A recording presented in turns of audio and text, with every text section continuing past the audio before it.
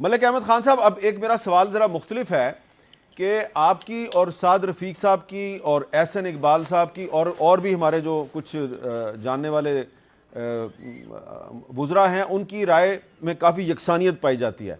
लेकिन इसी हुकूमत के अंदर मुख्तलिफ जो सियासी जमातों से ताल्लुक़ रखने वाले वुज़रा और मशीरान और मुआवने खुसूसी हैं, उनकी राय ज़रा मुख्तलिफ है।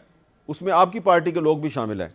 कल हमारे शो में 3 मुख्तलिफ कैबिनेट के मेंबर जो हैं मुख्तलिफ पार्टियों के थे, लेकिन तीनों के तीनों एक ही बात कर रहे थे। सुने वो क्या कह रहे थे। आज तक की सरकारी पॉलिसी यही है कि इंतखाबात आइन की दी हुई मुद्दत 90 दिन के अंदर अंदर इन सूबाई जो असेंबली हैं उनके होंगे। पंजाब और खैबर पख्तूनख्वा में 90 दिन में इलेक्शन हो जाएंगे। सर बिल्कुल आइन और कानून से बाहर नहीं जाना चाहिए। जो कानून और आइन कहता है उसके दायरे में रह के आगे बढ़ना चाहिए। लाउड एंड क्लियर, एमके पाकिस्तान आइन और कानून के दायरे में रहकर आगे चलना चाहती है। हमारी पूरी ख्वाहिश है कि 90 डेज में ना सिर्फ वहाँ इलेक्शन होने चाहिए। अच्छा जी, मलिक साहब, ये अब खुर्रम दस्तगीर खान साहब, कमर ज़मान कायरा साहब और अमीनुल हक साहब, ये तीनों कह रहे हैं जी कि पंजाब और खैबर पख्तूनख्वा में इलेक्शन 90 दिन के अंदर होना चाहिए। तो क्या ऐसा नहीं लगता कि हुकूमत के अंदर भी कोई एक राय नहीं है? नहीं मीर साहब, मैं आई स्ट्रांगली डिफ़र, मैं बड़ी शिद्दत के साथ इस बात की जो ये तीनों साहब बात कर रहे हैं, मैं जो अपनी राय दे रहा हूँ, जो भी मज़हर साहब ने कहा, देखिए मेरी राय, मेरी दलील की कमज़ोरी या मजबूती का ताल्लुक उसकी प्रैक्टिसिबिलिटी के साथ है। ठीक है।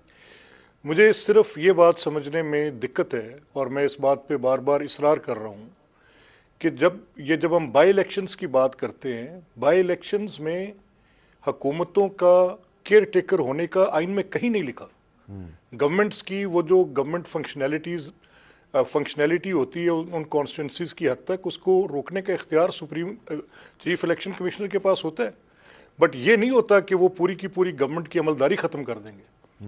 हम ये कह रहे हैं कि आप एक ऐसा बंदोबस्त करें, एक ऐसा फ्रेमवर्क लेकर आएँ जिसमें एक पार्टी के सरबराह ने फैसला किया कि उनकी 2 प्रोविंसेस में गवर्नमेंट है और वो असेंबलीज की डिसोल्यूशन पे चले जाएंगे।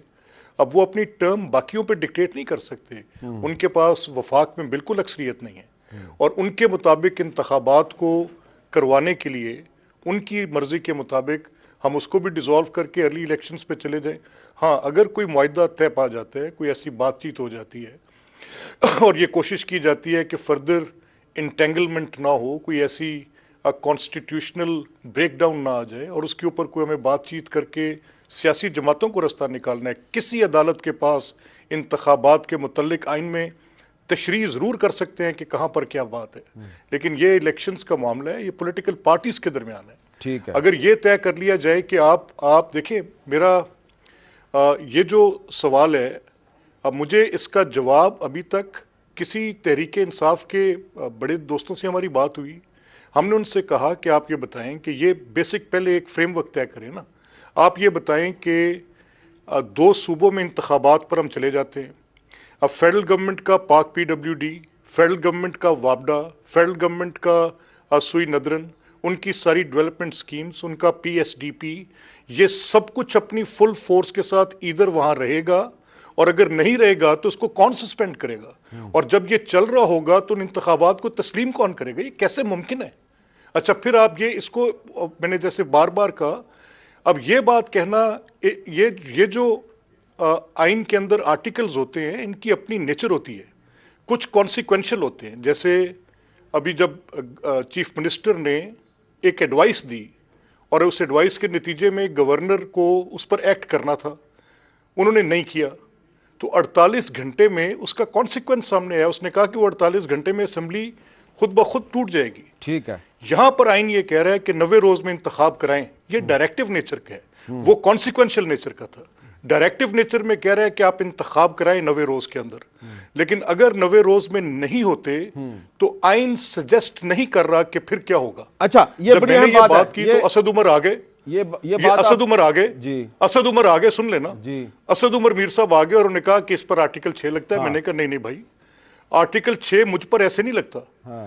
आर्टिकल 6 सबवर्जन पर लगता है। ठीक है। जब आर्टिकल 95 ऑफ द कॉन्स्टिट्यूशन को होलिस्टिकली आपकी पूरी पार्टी मिलके, जिसमें कासिम सूरी शामिल थे, इमरान खान शामिल थे, फवाद मेरे दोस्त हैं वो शामिल थे, उसमें सदर आरिफ अलवी शामिल थे, और वो फ्रॉड प्ले करें कॉन्स्टिट्यूशन पे, तो ये सब वर्जन है, या आर्टिकल 6 लगता है। तो ये आपने नहीं ना जब यहाँ लगाया, परवेज़ इलाही और आपने नहीं ना लगाया। नहीं, मैं ये कह रहा हूँ। अच्छा ये देखें ना सर, मेरी गुजारिश है जी, वो लगा इसलिए नहीं कि जब सुप्रीम कोर्ट के अंदर ये फैसला गया और सुप्रीम कोर्ट ने ये असेंबली बहाल कर दी, तो ये ख्याल किया गया, गालिबन ये तसव्वुर किया गया, मेरी राय ये थी कि लगाएं, मेरी ये राय थी कि इसको रोकें, लेकिन सर्टनली उस पर कुछ लोगों की ये राय थी कि मजीद इसके अंदर हम तलखी पैदा ना करें। मलिक साहब, ये जो इन्होंने आपका गलत पॉइंट किया, है, सुप्रीम कोर्ट ने दुरुस्त कर दिया। इसका आपका जो पॉइंट है ना कि ये जो कह रहे हैं बार बार रिपीट कर रहे हैं काफ़ी दिन से मलिक साहब कि 90 दिन में इलेक्शन नहीं होते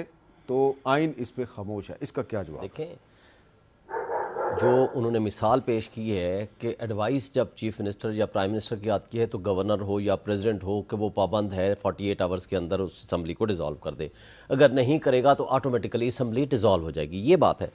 अब अगर 90 डेज में इलेक्शन नहीं कराते तो आगे कुछ नहीं लिखा भाई, अगर नहीं कराते तो क्या होगा कि मुल्क में क्यास पैदा हो जाए ना, क्या लिखते आज क्या लिखती आइन बनाने वाले। आज इलेक्शन कमीशन ने एक मीटिंग की खैबर पख्तूनख्वा की पुलिस के साथ और दीगर ऑफिशल्स के साथ, उसमें खैबर पख्तूनख्वा की पुलिस के सरबराह जो हैं उनका मौक़िफ़ मैं आपको बता रहा हूँ। उन्होंने इलेक्शन कमीशन से कहा जी हम अफरादी क़ुव्वत की कमी का शिकार हैं, और अगर हमें आप आज़ाद कश्मीर से और गिलगित बल्तिस्तान से भी पुलिस ला के देते हैं तो फिर भी हम पूरे सूबे में इलेक्शन नहीं करवा सकते।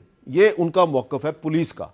तो इलेक्शन कमीशन यहाँ पे क्या करे? मुझे ये बताएं, हाँ, ये 2008 में कैसे कराए पूरे पाकिस्तान में? बिल्कुल वैलिड सवाल। अभी तो सिर्फ 2 सूबों में करा रहे हैं ना। अच्छा, जब आज से 8 महीने बाद या 5 महीने बाद कराएंगे पूरे पाकिस्तान में कैसे कराएंगे? कोई फरिश्ते आ जाएंगे ऊपर से? अल्लाह ताला फरिश्ते भेजेगा ना जो आके पूरे पाकिस्तान में प्रोटेक्शन। आज तो आप मदद ले सकते हो सिंध से, आज तो आप मदद ले सकते हो GB से, चले AJK से, आप फेडरल से मदद ले सकते हो। मुझे बता दें 2 सूबों में तो आप इसलिए नहीं करा सकते कि जनाब वो इनसफिशेंट आपके पास सिक्योरिटी है। मुझे बता दें कि अक्टूबर में या अगस्त में या सितंबर में जब आप इलेक्शन कराओगे अल्लाह ताला फरिश्ते भेजेगा। कहाँ से? कोई इंडिया से मंगवाओगे बंदे? कहाँ से लेकर आएंगे? तो अब मदर साहब ये मामला ये लगता है कि शुएब शाहीन साहब पिटीशन दायर करेंगे, ये पहले हाई कोर्ट में जाएगी, फिर हो सकता है ये सुप्रीम कोर्ट में भी चली जाए। तो क्या मामला जो है वो ये भी मामला अदालतों ने तय करना है, सियासतदान तय नहीं कर सकते? देखिए मीर साहब, जहां वो आर्टिकल कह रहा है ना कि 90 डेज में इलेक्शन करा दें आप, हाँ, तो इसका मतलब ये कि अगर आगे कुछ नहीं कह रहा तो वो बहुत कैटेगोरिकल है कि आपने और कुछ नहीं करना, आपने इलेक्शन कराने हैं। जिस 254 की मिसाल दी जा रही है उसमें रीजन लिखा हुआ है कि आपको रीजन देना पड़ेगा। अब रीजन की इंटरप्रिटेशन जाहिर है अदालत ही करेगी। अगर इन्होंने 254 इन्वॉल्व किया, शाहीन साहब बेहतर बता सकते हैं, मैं और मलिक साहब दोनों ही लॉयर हैं, मैं तो लॉयर नहीं हूं, लेकिन मैंने जो थोड़ा बहुत आइन पढ़ा है उसमें जो वर्ड जहां 254 है उसमें वर्ड रीजन लिखा है कि जहां आप कोई रीजन देंगे तो वो रीजन क्या होता है और रीजन को अदालत मानती है या नहीं मानती। लेकिन डेमोक्रेटिकली अगर आप 90 डेज में इलेक्शन नहीं करा रहे तो मेरे ख्याल में, और फिर एक क्योस की सिचुएशन में हम जाते हैं और फिर आगे आप ये भी जवाब पैदा करते हैं, चाहे वो सेंसस का हो, डीलिमिटेशंस का हो, उसके तहत फिर आप जनरल इलेक्शन भी नहीं कराते, तो आप कंट्री के अंदर एक ऐसी कंट्री में पॉलिटिकल क्योस क्रिएट कर रहे हैं जहां हम ऑलमोस्ट डिफॉल्ट के पर पहुंच गए हैं। तो हम ले कहां जाना चाह रहे हैं मुल्क को? इसमें इमरान खान भी जिम्मेदार हो सकते हैं। कहीं ऐसा तो नहीं लग रहा कि पाकिस्तान को डिफॉल्ट से बचाने के लिए पाकिस्तान के आइन की कुर्बानी हो रही है? यही लग रहा है ना मीर साहब। देखिए, अब इंटरम गवर्नमेंट देख लें, माजरत के साथ पंजाब में ये कल जो चौधरी परवेज इलाही के घर पे छापा, दूसरे लोगों के घरों पे छापे, ये इंटरम सेटअप में पुलिस कैसे कर सकती है? एक इंटरम गवर्नमेंट के होते हुए अगर आप अपने पॉलिटिकल ओपोनेंट्स को टारगेट कर रहे हैं तो इंटरम गवर्नमेंट और केयर टेकर गवर्नमेंट के ऊपर बहुत सवालिया निशान।